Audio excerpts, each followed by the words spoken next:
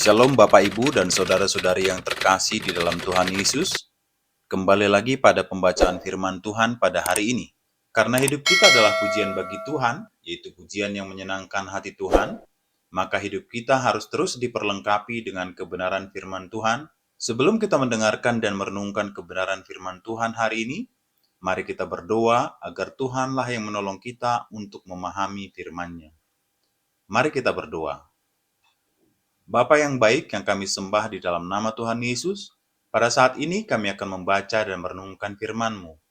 Tuhanlah yang menolong kami untuk mengerti dan memahami firman-Mu. Di dalam nama Tuhan Yesus kami telah berdoa dan mengucap syukur. Amin. Hari ini saya sampaikan firman sepanjang hari mengingat pengorbanan Tuhan. Kita merayakan keselamatan sebagai mujizat terbesar, dan mujizat lainnya yang Tuhan sediakan di Kalvari, termasuk kesembuhan ilahi. Karena itu namanya Jesus the Great Healer. Hari-hari ini CG juga mendoakan orang-orang sakit.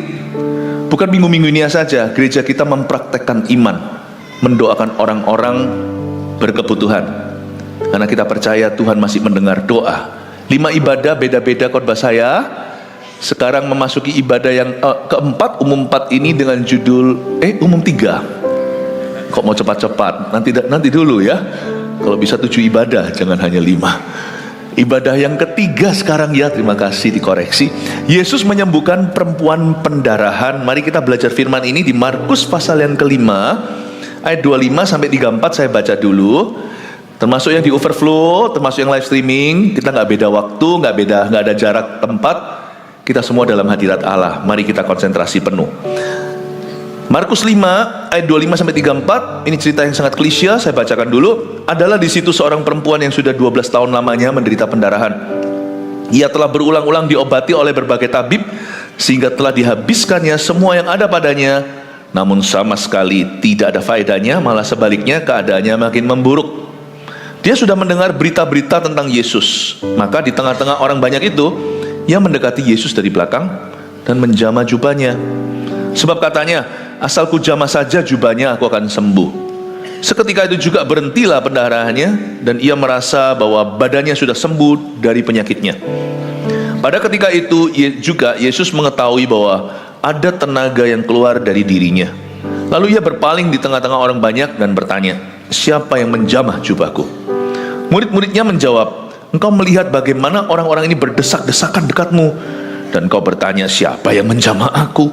Lalu ia memandang sekelilingnya untuk melihat siapa yang telah melakukan hal itu. Perempuan itu yang menjadi takut dan gemetar ketika mengetahui apa yang telah terjadi atas dirinya, tampil dan tersungkur di depan Yesus, dan dengan tulus memberitahukan segala sesuatu kepadanya.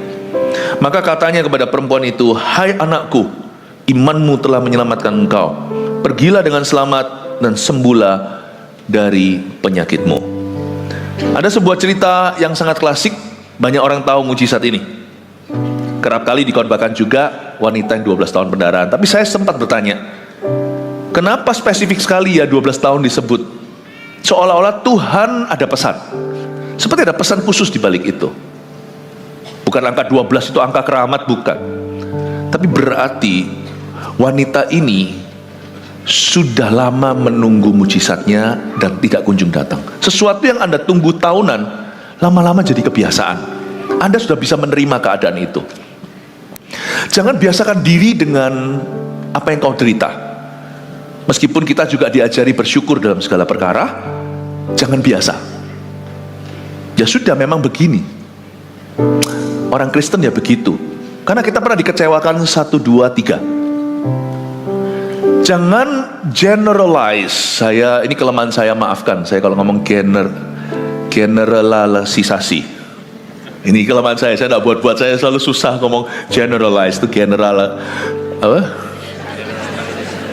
generalisasi ya. Jangan generalisasi.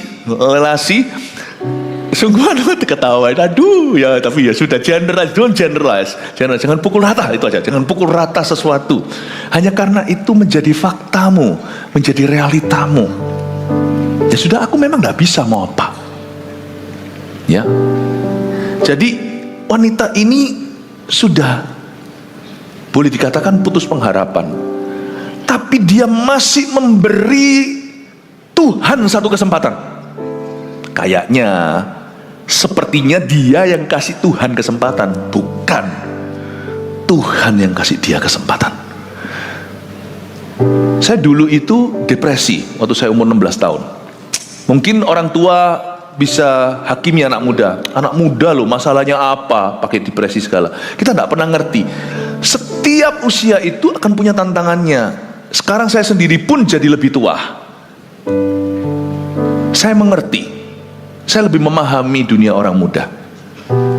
Anak-anak muda Anda, apalagi di zaman edan, banyak tantangannya. Jangan kita berkata, apa sih? Tak valid kamu itu, kamu masih usia segitu. Papa mama sudah makan asam garam. No. Everyone ada challenge-nya sendiri. Anak kecil juga bisa alami bullying. Dan itu nyata loh. Saya sendiri pernah rasakan waktu saya kecil dulu. Ketika kondisi kesehatan saya tidak sempurna, saya jadi bahan tawaan.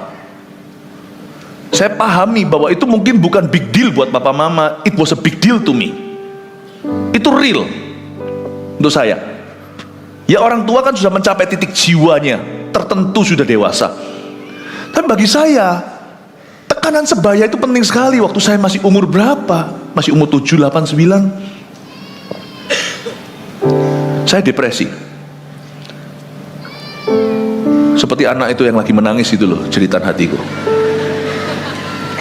Di sini. Dan suatu hari saya ngomong begini waktu saya di Vancouver, Kanada, SMA 3 tepatnya. Saya bertobat. Saya bilang, Tuhan, minggu ini terakhir kali aku datang, lalu aku bunuh diri. Percobaan bunuh diri 2 kali sudah hampir berhasil, ketiga gagal. Digagalkan sama Tuhan, itu cerita lain kali lah. Atau beli sendiri bukunya di Pustaka Raja Wali. Yang ketiga, saya sungguhan akan akhiri hidup saya. Saya bukan tipe orang yang ngancam-ngancam. Saya sungguhan akan jalankan. Saya datang dan di situ saya ketemu Tuhan. Cerita pertobatan saya yang pernah saya khotbahkan. Seolah kelihatannya kita yang memberi Tuhan kesempatan. Soalnya yang binasa atau selamat itu kita, bukan Tuhan. Tuhan itu selalu ada di dalam sorga. Saya ternyata yang dikasih Tuhan kesempatan. Wanita ini seperti memberi kesempatan terakhir pada Tuhan. Adalah di situ seorang perempuan yang sudah 12 tahun lamanya menderita pendarahan. Kalau kita tuh menderita sekian lama, lama-lama hambar tuh hati. Udah gak berharap lagi. Penderitaan itu ada 2 macam. Kalau perempuan ini kita lihat seolah-olah penderitaannya adalah badani. Kalau Anda baca ya, coba baca lagi. Kita lihat sekarang ayat yang ke-26 dulu, nanti saya akan ceritakan. Saya ceritakan bahayanya orang kalau sudah lama menderita dan kecewa, apalagi kalau ada sakit hati. Ia telah berulang-ulang diobati oleh berbagai tabib. Udah bolak-balik nih, garis bawahi berbagai tabib, bukan satu jenis satu macam-macam. Sehingga telah dihabiskannya semua yang ada padanya. Habis-habisan tuh, habis on doctor's bills. Betul-betul untuk biaya medikal. Semua yang ada padanya udah habis, namun mengecewakan hasilnya, sama sekali tidak ada faedahnya. Malah sebaliknya keadaannya makin memburuk. Bisa-bisa pada akhirnya dia kecewa sama Tuhan. Sangat gampang. Kecewa sama manusia sampai kecewa sama Tuhan itu tipis nanti. Karena Tuhan gak kelihatan. Jadi kalau kita kecewa sama orang, gampang hati kita itu akhirnya kecewa sama Tuhan. Dikatakan di sini dia itu diobati oleh berbagai tabib. Berbagai tabib di sini saya bayangkan para dokter pasti. Ya, tentunya beda dengan dokter hari ini, persyaratan berlaku berbeda pula. Zaman dulu itu sudah ada tabib, termasuk penulis Injil namanya Lukas. Dia seorang dokter. Dokter yang sah itu ada. Tapi pasti wanita ini mencoba alternatif. Udah, saya yakin 12 tahun pendarahan terus, nggak main-main loh. Pendarahan terus loh. Wanita yang pernah mengalami pendarahan, mungkin ada di antara Anda misalnya, kalau mengalami pendarahan itu lemas, gak langsung, tapi kalau terus menerus bisa bahaya nyawa. Tanya dokter aja. Saya pendeta orang awam soal ilmu medis, saya nggak tahu apa-apa. Tapi seorang dokter, kalau di sini ada dokter pasti bisa mengkonfirmasi. Pendarahan terus menerus itu merugikan tubuh. Dan karena dia terus menerus, pasti dia nggak hanya jalur resmi, dia pasti cari alternatif. Lalu Seorang wanita yang pendarahan zaman itu, hukum agamanya tidak mudah. Karena orang itu dianggap najis, tidak boleh kena orang lain. Karena itu karantina so pasti. Jadi kalau dia pendarahan terus 12 tahun, saya 100% yakin kalau wanita ini menikah, dia harus diceraikan. Dia mesti cerai. Tidak bisa tinggal dengan seorang yang dinajiskan. Memang tidak separah penyakit kusta, tetapi sama-sama perlakuannya, sama-sama dianggap sebagai kutukan. Jadi kalau wanita ini pendarahan lalu nanti musiman, nah lain cerita. Dia terus tidak berhenti. Karena itu saya yakin wanita ini broken home. Belum lagi dia banyak dikecewakan. Lalu dia pasti akan pasti juga spend a lot of money. Dia pasti menghabiskan banyak uang juga ke psikiatris. Pasti ada kejiwaannya.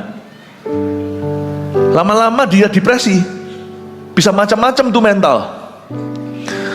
Satu dokter, satu psikiatris, satu pengobatan alternatif, semuanya kagak mempan.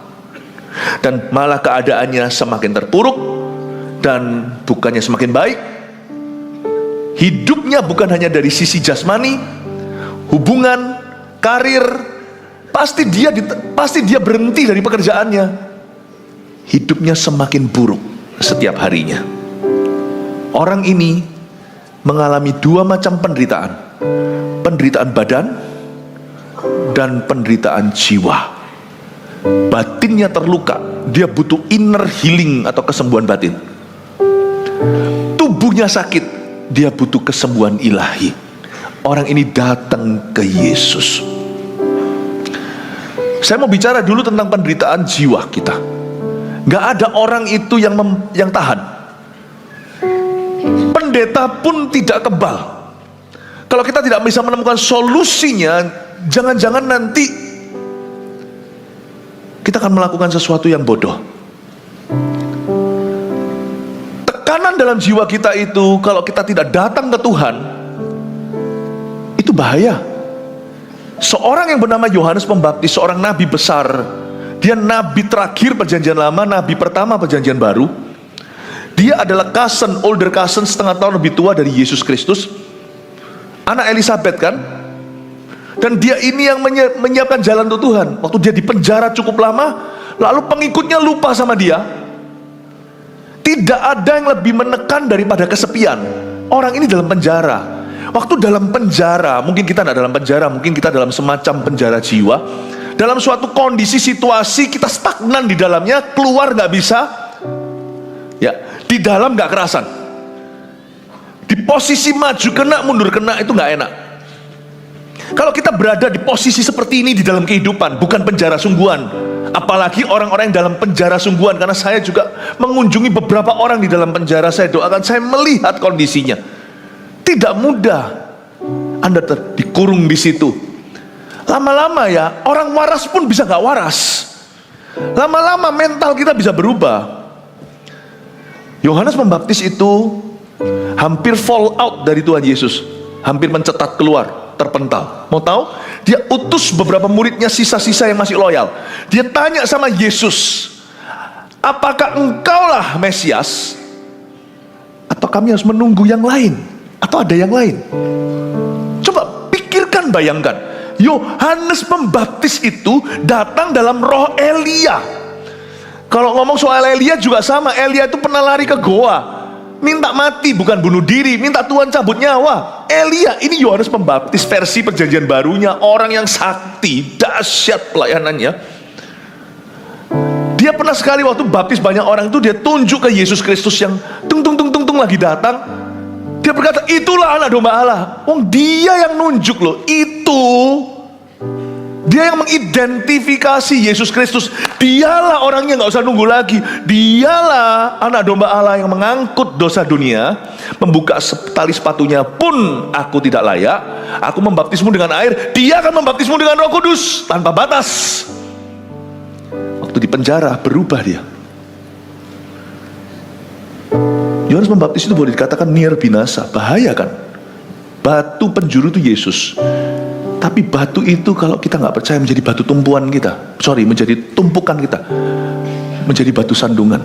Dia berkata sama murid-muridnya, tanya, apakah kamu atau aku harus tunggu orang lain, atau ada yang lain? Langsung Yesus berkata sama dia dalam bahasa Mesias. Yohanes ngerti, karena Yohanes Pembaptis itu semacam rabi, semacam guru. Diberitahu, kamu beritahu ya, apa yang terjadi? Orang buta melihat, dan kepada orang miskin diberitakan rahmat. Salah satu tanda Mesias di Yesaya, kesembuhan pertama yang dia lakukan adalah the blind would see. Mesias disuruh sampaikan. Lalu Yesus berkata kalimat terakhirnya, suruh utusan itu untuk menyampaikan kembali kepada tuannya. Berbahagialah mereka yang tidak kecewa akan aku. Kata bahagia di situ adalah selamatlah mereka. Berbahagialah di situ adalah blessed. Berkat terbesar adalah keselamatan. Berbahagialah kamu jikalau kamu tidak kecewa akan aku dan meninggalkan aku.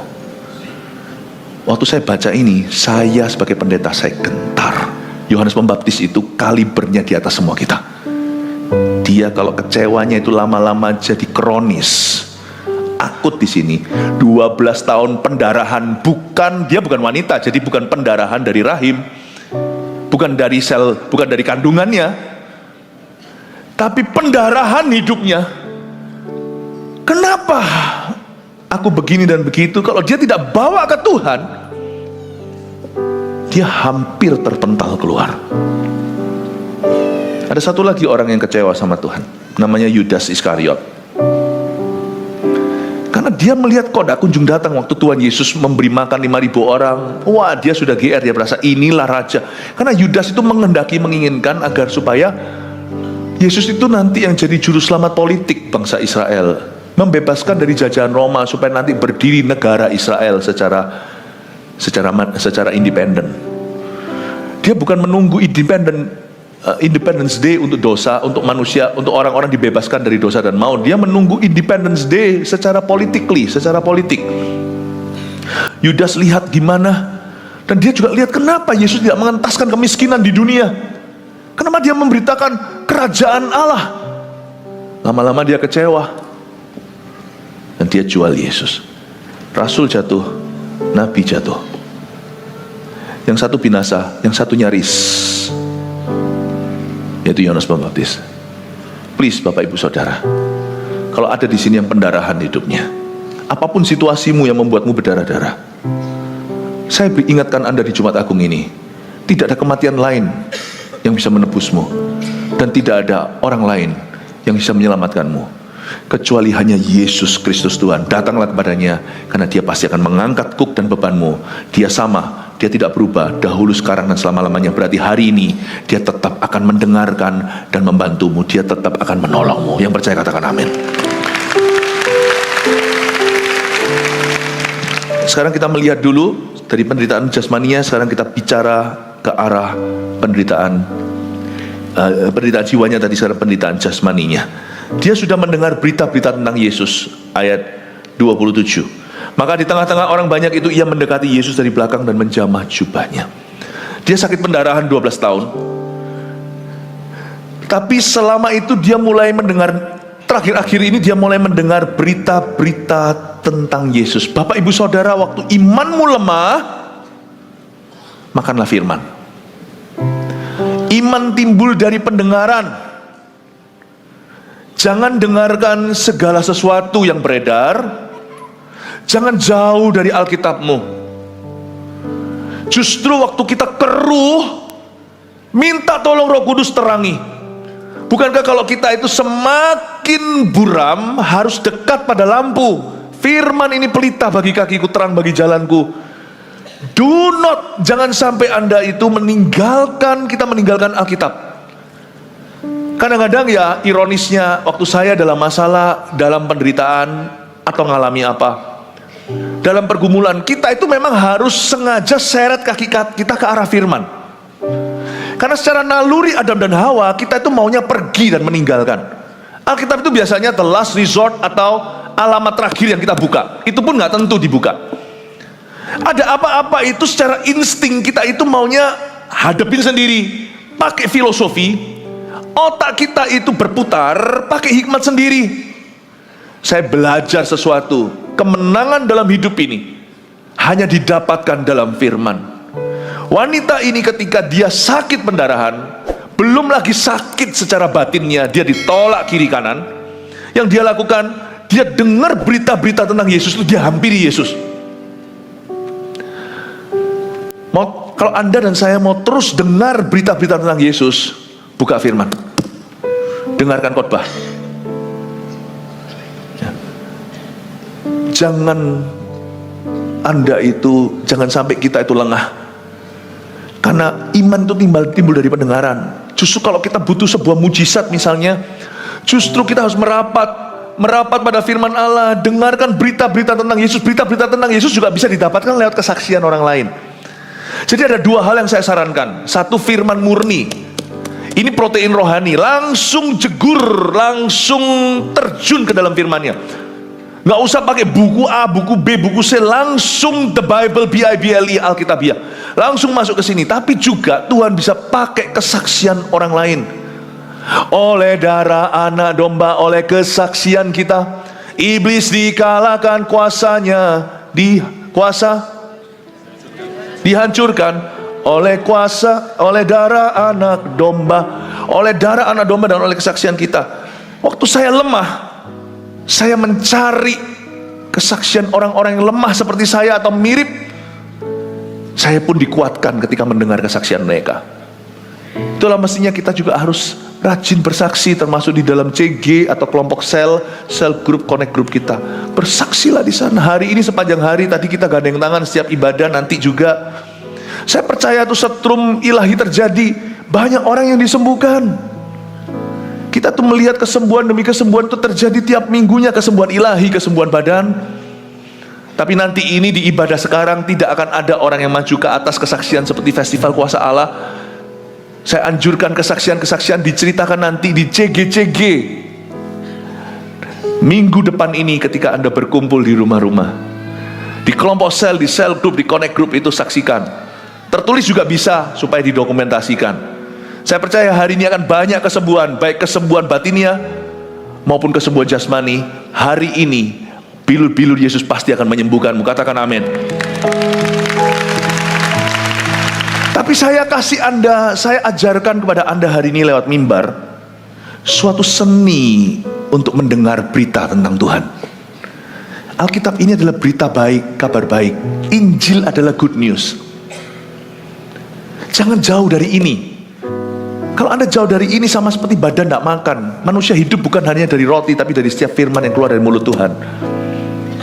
Meskipun firman ini tidak ada di mulut Tuhan, seolah-olah sekarang ada di tangan. Firman ini kan jadi buku, tapi setiap kali Anda membukanya, Tuhan pasti berbicara, karena Tuhan itu hidup. Jadi kalau Anda buka halaman Alkitab, ya, termasuk orang yang membacanya sistematis pasal per pasal, saya selalu sarankan untuk membacanya secara sistematis, supaya Anda bisa tertakar pertumbuhan. Nah, waktu kita buka halaman Alkitab ini, saya yakin Tuhan itu hidup. Waktu kita baca ini, kita bukan baca buku, tapi Tuhan akan berbicara kepadamu. Pasti ada sesuatu yang kau baca keluar dari mulut Allah, fresh grace pagi hari itu. Dan ketika lewat khotbah seperti ini dijabarkan, pasti ada sesuatu yang fresh grace, sesuatu yang segar, rumput yang segar, ya, fresh, ya, yang Tuhan pasti akan remakan pada seseorang yang beda dengan orang sebelahnya. Seolah kita pernah nggak kalau kita mendengar firman seolah-olah rasanya seperti disindir, seperti disinggung, padahal ya pendeta pengkhotbahnya nggak tahu siapa aja di antara hadirin, apa yang dialami, nggak tahu. It's the Holy Spirit, you know, that He's speaking to you directly, even though indirectly through me, sekalipun secara tidak langsung melalui pengkhotbah, tapi Dia berbicara langsung dalam hidup Anda. Karena Dia ada di hatimu. Dia akan bicara sesuatu yang fresh setiap kali Anda membuka Alkitab. Karena itu kalau Anda mau dapat berita-berita tentang Yesus seperti wanita ini. Wanita ini mujizatnya bukan karena imannya muncul tiba-tiba, tapi imannya timbul dulu dari pendengaran. Dia dengar berita-berita. Mungkin dia pernah dengar pengajaran Yesus, berbahagialah orang yang begini begitu, yang menderita. Berbahagialah orang miskin di hadapan Allah, berbahagialah orang yang dihina, yang dianiaya. Dia pernah dengar, pengajaran Yesus. Minimal kalau nggak secara langsung dia dengarkan tetangganya rasan-rasan. Apa yang Yesus ajarkan? Dia dengar tuh dia kok tertarik, terharu. Lalu kesaksian orang-orang yang sembuh. Saya yakin wanita ini pasti pernah tahu ada orang lain, mungkin tidak separah dia atau lebih parah dari dia, yang pernah disembuhkan oleh Tuhan. Sebelum itu kan ada cerita orang kusta yang sembuh. Itu pasti heboh tuh satu Yerusalem. Oh, ini nggak di Yerusalem, di Galilea misalnya. Pasti heboh karena belum ada orang kusta sembuh itu. Belum ada. Dia dengar kan? Waktu dia dengar semua berita-berita ini, hatinya tergugah. Tak tersembunyi kuasa Allah, kalau lain ditolong saya juga. Tangannya terbuka, menunggulah. Tak tersembunyi kuasa Allah. Dia dengar tetangganya ngalami ini. Dia dengar si tuli mendengar, si buta melihat. Tak tersembunyi kuasa Allah.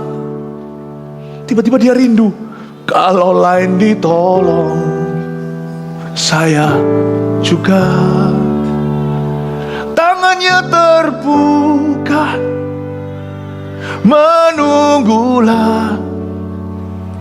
Tak tersembunyi kuasa Allah.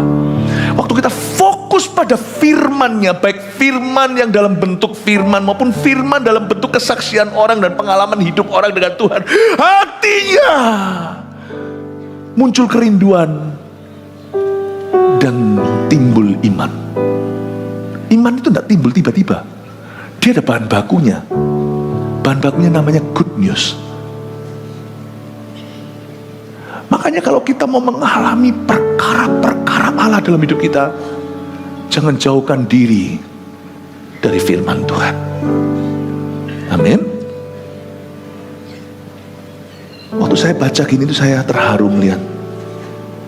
Saya berkata, Tuhan, perempuan ini mencari, dan dia mencari di tempat yang benar. Kita lihat ayat 28, sebab katanya, asal ku jamah saja jubahnya aku akan sembuh. Perempuan ini tidak pengalaman. Imannya agak salah. Bukan salah lah, imannya itu tidak sempurna. Saya tadi kebaktian sebelum ini saya jelaskan bahwa kita semua itu imannya fales. Kita semua itu fales imannya. Tapi kok Tuhan dengar ya? Ayat 28 ini dia berkata, asal ku jamah saja jubahnya, aku akan sembuh. Perempuan ini masih ada superstisi, ada sesuatu pada jubah Yesus.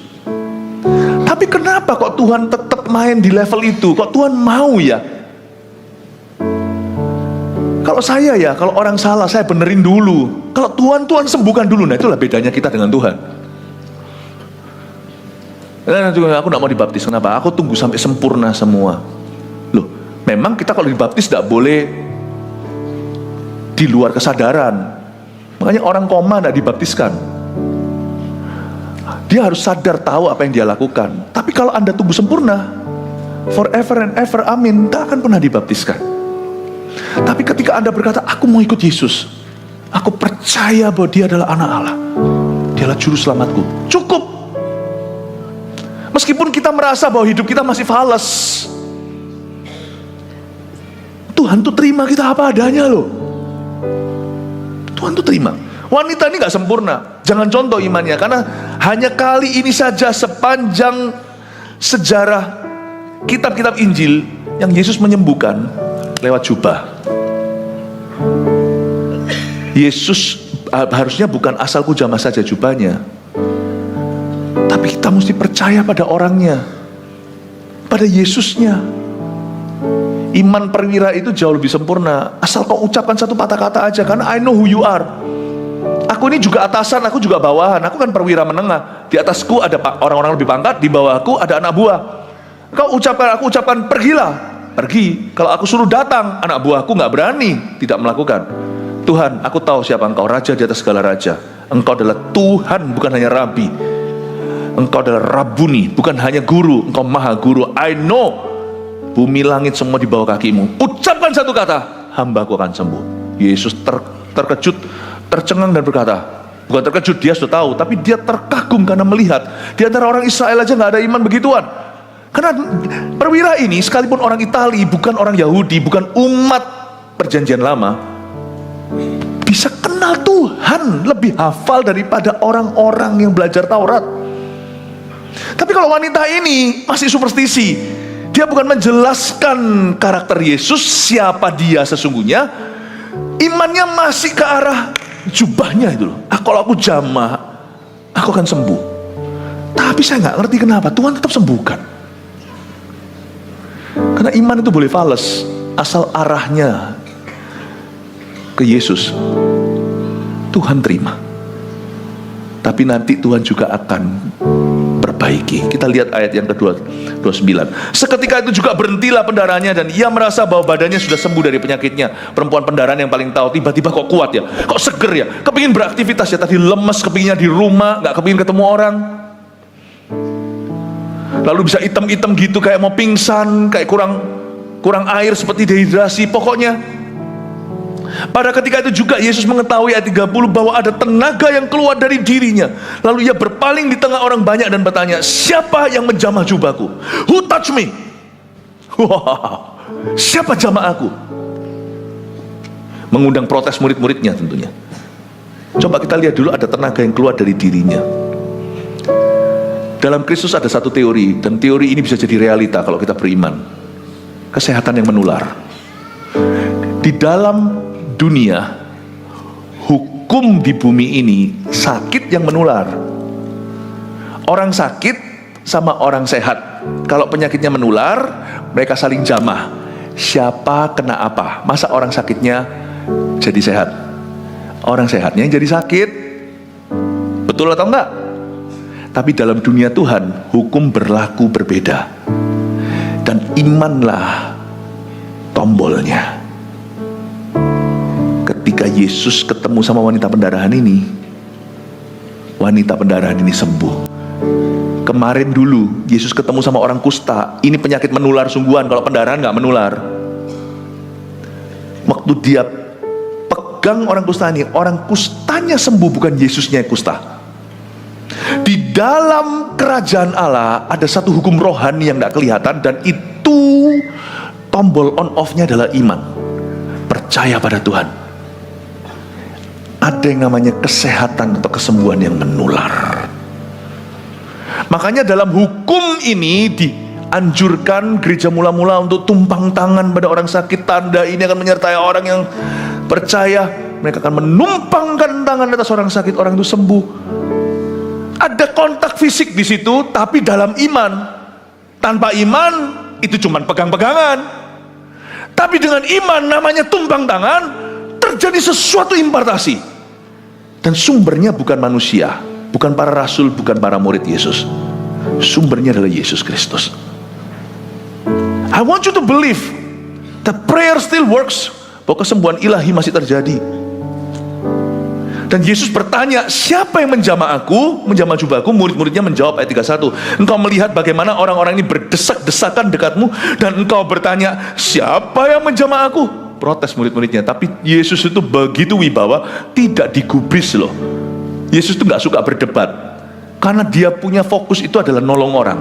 Dia punya fokus itu adalah untuk menyelamatkan. Aku datang, anak manusia datang untuk menyelamatkan yang terhilang. Dia gak mau berdebat dengan orang yang bingung dan sok tahu. Ya sudah, nanti let you figure it out. I give you time lah, aku kasih kamu waktu untuk kamu bisa menemukan jawabannya. Toh nanti akan kelihatan sendiri. Tapi Yesus itu fokusnya itu kepada wanita ini. Lalu ia memandang sekelilingnya, ayat 32, untuk melihat siapa yang telah melakukan hal itu. Sama sekali tidak meresponi murid-muridnya. Murid-muridnya ini dengan Yesus ada perbedaan yang sangat kontras. Yesus berkata, siapa yang menjamah jubahku? Murid-muridnya protes, mengapa engkau bertanya siapa menjamah aku? Dalam bahasa Inggrisnya dulu, Yesus tanyanya, who touch me? Touch itu jamahan. Tapi murid-muridnya berkata, kenapa kau tanya who touch you? Siapa yang menjamahmu? Yang everyone bump into you. Tahu ya, bedanya jamahan dan senggolan itu beda. Yesus tanya, siapa yang jamah saya? Murid-muridnya berkata, semua orang senggol Tuhan. Tuhan gak tanya siapa senggol aku. Banyak orang yang senggol Tuhan Yesus tapi gak pernah menerima dia. Dalam pelayanan juga sama. Yudas Iskariot misalnya, kurang apa? Dia itu rasul sudah. Tapi Yudas tidak pernah menjadikan Yesus Tuhan. Kalau Anda baca di Alkitab, Pol-polnya dia hanya sebut Yesus guru. Petrus pernah, enyahlah Tuhan daripadaku, sebab aku orang berdosa. Ketika penangkapan ikan secara ajaib itu, dia merasa gak layak terima berkat itu. Banyak cerita di Alkitab orang yang menyenggol Tuhan. Ada yang menyenggol urapan, seperti Raja Saul misalnya yang berakhir bunuh diri. Anda akan terkejut ya, di neraka suatu hari, hanya Tuhan yang tahu, kita nggak tahu. Hanya Tuhan yang tahu siapa-siapa yang ada di neraka nanti, atau yang sekarang ini. Anda akan terkejut, ternyata banyak orang pernah nyenggol Tuhan dalam hidupnya. Banyak orang. Makanya tidak akan keluar ayat seperti ini di dalam firman. Bukan mereka yang berkata Tuhan, Tuhan, berseru Tuhan, Tuhan masuk kerajaan sorga. Lalu ada yang protes, Tuhan, Tuhan, Tuhan, bukankah engkau makan bersama kami di kota kami? Engkau makan bersama kami di kota kami. Banyak orang yang senggol Tuhan. Yesus tidak tanya siapa senggol aku, siapa pegang aku, siapa jamah aku, siapa yang sungguh-sungguh mengharapkan padaku, siapa yang sungguh-sungguh punya ekspektasi sama aku, siapa yang serius mempertimbangkan firmanku, siapa yang sungguh-sungguh menerima aku, siapa yang sungguh-sungguh berserah penuh. Dia tidak tanya siapa senggol saya. Semua orang senggol lah. Misalnya Anda berada dalam suatu kondisi gawat darurat, semua orang mau keluar ke exit, Anda berdiri di dekat, pasti semua orang akan senggol Anda. Kalau nggak tabrak Anda sampai jatuh. Dia nggak tanya siapa senggol aku, siapa pegang aku. Dia tanya siapa jamah aku. Who touch me? Who believed in me? Siapa percaya kepadaku? Siapa yang berani pegang aku berdasar perkataanku? Siapa yang berani mempertaruhkan segalanya untuk mengikuti aku? Siapa yang berani mempertaruhkan sesuatu demi kepercayaannya akan janjiku, demi keyakinannya? Siapa yang menjamah aku? Perempuan itu menjadi takut dan gemetar ketika mengetahui apa yang telah terjadi atas dirinya. Ayat 33. Tampil dan tersungkur di depan Yesus dan dengan tulus memberitahukan segala sesuatu kepadanya. Wanita itu tulus menyampaikan. Bukankah itu esensi doa? Esensi doa, esensi worship, esensi ibadah, esensi percaya adalah tulus beritahukan segalanya kepada Tuhan Yesus. Jangan kau lari. Punya penderitaan, lari ke Yesus. Penderitaan badan, lari ke Tuhan. Penderitaan mental, penderitaan jasmani, penderitaan jiwa kita, lari ke Tuhan Yesus. Don't run away, run to Him, not run away from Him. Kemanakah aku dapat pergi menjauhi rohmu Tuhan? Ku berlari mendaki ke langit, namun Engkau ada di sana. Taulah lagunya, saya ngambilnya kunci ketinggian soalnya. Jangan lari, tapi datanglah. Ayat 34, maka katanya kepada perempuan itu, hai anakku. So sweet, my child. Kalau Anda baca ya di kitab Injil yang lain, hampir tidak pernah, atau mungkin saya nggak cukup baca Alkitab, hampir tidak pernah Yesus setelah menyembuhkan seseorang dia berkata, hai anakku. Dia selalu berkata, hai perempuan, imanmu menyelamatkanmu. Tapi kali ini dia berkata, my child. Karena orang ini punya isu dengan kepercayaan, dengan keyakinan, kepercayaan dirinya. Karena orang ini sudah ditolak kanan kiri, dan dia merasa dia sudah sebagai outcast, orang-orang yang dijauhi, dihindari, yang dikucilkan. Yesus berkata, hai anakku, sukacitamu terbesar, sukacitaku terbesar adalah jadi anak Tuhan. Jangan kita itu berbangga karena mujizat terjadi, tapi karena namamu tertulis dalam kitab kehidupan. Mujizat terbesar adalah keselamatan. Tapi Tuhan tidak berhenti sampai keselamatan, karena Tuhan itu totalitas. Tuhan itu ingin menyembuhkanmu. Kita harus percaya itu. He wants it. Tapi wanita ini merasa Tuhan nggak mau, makanya dia harus mencuri. Mencuri dari mana? Dari jubah. Ini yang Tuhan koreksi. Nah, kalau kamu tuh mengerti hatiku seperti perwira Itali. Kalau perwira Itali itu mengerti bahasa authority atau otoritas, kamu harusnya sebagai wanita peka perasaan. Harusnya kamu tahu bahwa aku rindu. Kamu nggak usah pakai diem-diem pegang punca jubahku. Ngomong aja apa adanya. Aku akan sembuhkan kamu, hai anakku. imanmu telah menyelamatkan engkau. Yesus bilang, kamu itu anak Abraham, kamu itu anak Tuhan, kamu itu ahli waris janjiku. Hai anakku, imanmu telah menyelamatkan engkau. Yang seperti Tuhan mengedukasi wanita ini, hei, jangan takut. Kayak kucing yang ketakutan dideketin. Kalau anjingnya sudah sering, ada anjing yang mungkin sudah disiksa sama tuan lamanya, lalu ketika kita adopsi, dia takut, dia ketakutan. It's okay, I don't want to hurt you. Wanita ini ketakutan karena dia disakiti. Bahkan suaminya pun sudah tidak lagi ngomong I love you. Udah cerai nih. Bosnya pun berkata, get lost, menyingkirlah kamu kejijikan bagi aku. Nanti gara-gara kamu produk kita tidak dibeli karena tidak kosher, tidak halal. Dia ketakutan. Yesus datang dengan approach dengan lemah lembut. Karena masalah wanita ini bukan hanya pendarahan, tapi hatinya juga berdarah. Hai anakku. Loh, kalau anak kan tidak usah mencuri. Ngapain diam-diam aku curi dari toples itu? Bukankah di meja makan semua milikmu? Kecuali kita tidak merasa anak, kita merasa budak. Itu yang Yesus sembuhkan. Kesembuhan batin terjadi. Hai anakku, dia berkata, imanmu yang menyelamatkan kamu, bukan jubah ini. Setiap rabi, setiap zaman itu punya jubah yang ujungnya itu ada semacam benang-benangnya itu loh, itu Taurat. Itu orang-orang ahli Taurat itu paling suka gitu. Semakin panjang itu semakin rohani lah kayaknya. Suka yang jubah-jubah gitu.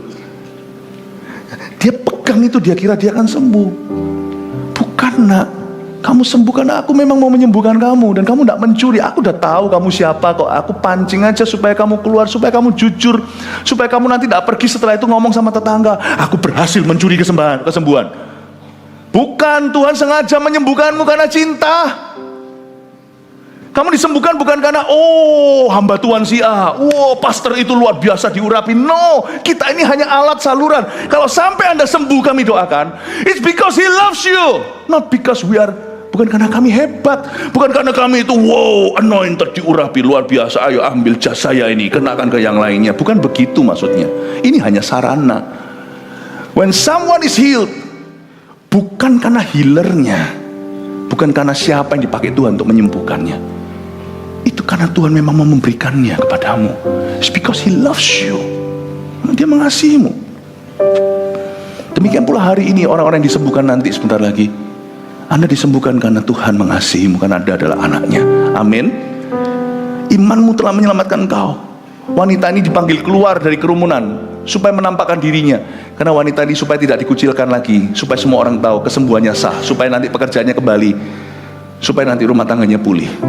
Tuhan itu baik ya. Tuhan itu kalau mikirkan itu tidak sebatas sampai orang itu sembuh secara badan, tapi Tuhan memulihkan kehidupan. Imanmu telah menyelamatkan kamu. Kamu tidak mencuri, dan bukan karena jubahku, kata Yesus. Ada kata karena jubah Yesus, kemana-mana Yesus pasti akan kasih jubahnya. No, bukan. Imanmu menyelamatkan. Imanmu padaku. Imanmu padaku. When you believe in Jesus Christ, metodenya bisa berbeda. Kadang tumpang tangan, kadang gandeng tangan. Kadang-kadang waktu Anda lagi worship disembuhkan, kadang-kadang doa saudara seiman, kadang-kadang doa seorang hamba Tuhan. Apapun juga, ingatlah bahwa itulah Yesus yang menyembuhkanmu, bukan sarananya. Dan kamu sembuhlah dari penyakitmu. Terakhir dengan ini, sembuhlah dari penyakitmu. Kok lucu, sudah sembuh kok dibilang sembuhlah dari penyakitmu. Wanita itu sudah merasa sembuh kok. Dan pendarahan itu tidak bisa ditipu. Kalau berhenti ya berhenti, kalau enggak ya enggak. Karena ada tandanya, merah atau enggak. Sembuhlah dari penyakitmu. Yesus ngomong sama gini, hai perempuan, mulai hari ini kamu kan sudah sembuh secara badan, kamu harus hidup dengan iman lo ya. Imanmu tadi salah, sekarang saya sudah koreksi ya. Kamu jangan lagi merasa ada cara-cara mistis apa, bukan. Belajar bangunlah imanmu di atas dasar pengajaranku. Belajarlah firman dan bertumbuhlah. Dan kamu hiduplah dalam iman kesembuhanmu. Iman kesembuhan itu gimana? Wanita ini ketika sembuh, dengan mudah dia bisa ragu. Setelah Yesus pulang, mereka berpisah. Nanti bisa jadi muncul pikiran yang dia kira pikiran sendiri. Setan bisa membisikkan, kesembuhanmu itu sementara, besok pendarahan lagi. Disembuhkan dari tumor, kanker, atau penyakit apa misalnya, nanti sebentar lagi tahun depan relapse, nanti tahun depan akan kambuh, akan keluar lagi, muncul lagi lebih parah dari hari ini. Tuhan bilang sama dia, kamu tidak boleh pikiran negatif, kamu tidak boleh juga punya pikiran yang sama. Waktu kamu mengira kamu bisa mencuri kesembuhan ilahi, kamu ingat ya, mulai hari ini bangun statusmu, mulai hari ini cari hatiku, kamu anakku. Bangun hubungan itu, bangun hubungan. Kalau kamu bangun hubungan ini, kamu tidak akan ragu, tidak akan bimbang. Kau tahu bahwa apa yang milikku di hadapan Bapa adalah milikmu. Wow, bangun itu. Sembuhlah dari penyakitmu itu artinya hiduplah dalam iman kesembuhan. Kau jangan ragu, jangan pikir kapan pendarahanku akan kambuh, tapi fokus, turn your eyes upon Jesus. Amin. Saya hari ini di kebaktian yang satu ini, yang lainnya tadi saya banyak bicara tentang jasmani. Saya merasa tergerak di ibadah ini. Inner healing perlu terjadi. Entah kenapa di kebaktian yang jam 1 sekarang ini, saya merasakan ada orang-orang yang batinnya terluka parah, sekalipun badannya sehat walafiat. Saya berdoa Anda pun disembuhkan.